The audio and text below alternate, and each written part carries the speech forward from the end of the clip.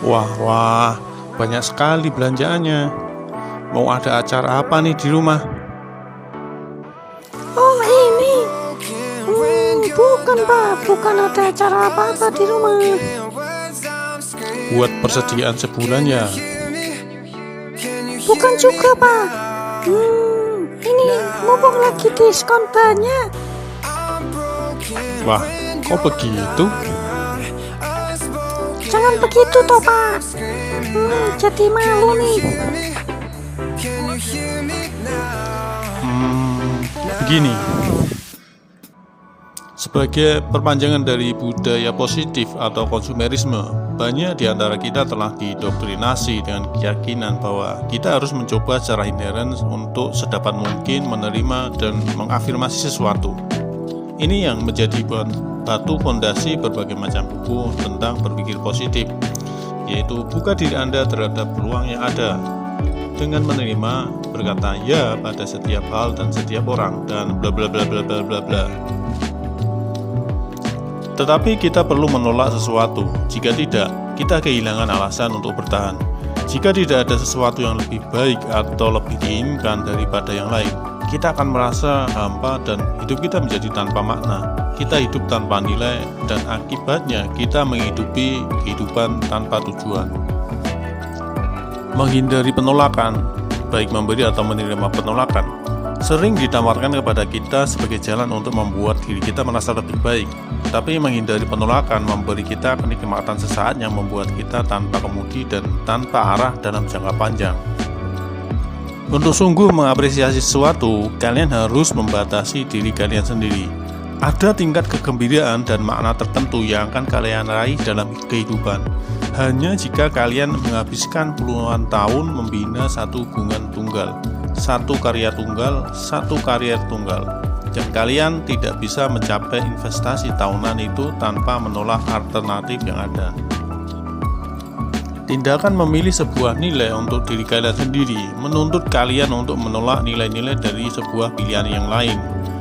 Jika kalian memilih untuk membuat pernikahan kalian menjadi bagian paling penting dalam hidup kalian, artinya saya mungkin akan memilih untuk tidak mengadakan pesta besar-besaran dalam hidup saya. Intinya, kita semua harus peduli terhadap sesuatu untuk menghargai sesuatu.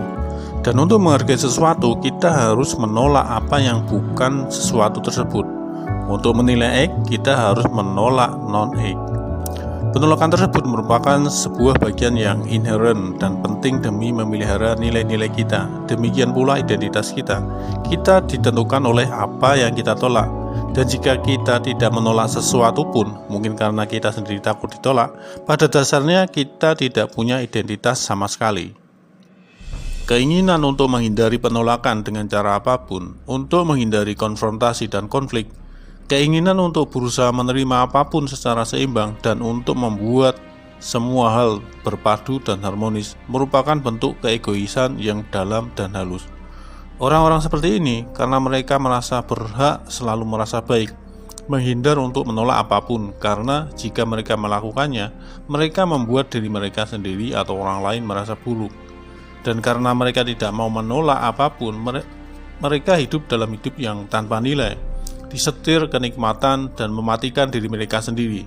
Semua hal yang mereka pedulikan adalah tentang menjaga kenikmatan sedikit lebih lama untuk menghindari kegagalan yang tidak dapat dihindari dalam hidup mereka.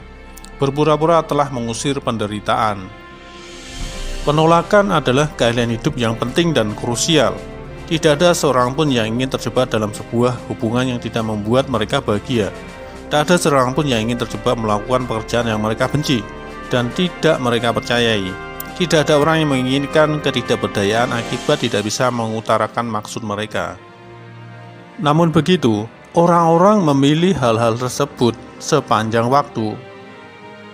Kejujuran adalah kerinduan manusia yang alami, tetapi kejujuran menuntut sebagian dari diri kita untuk tetap merasa nyaman saat mengatakan dan mendengar kata tidak. Dengan cara ini, penolakan sesungguhnya membuat hubungan kita lebih baik dan kehidupan emosional kita cenderung lebih sehat.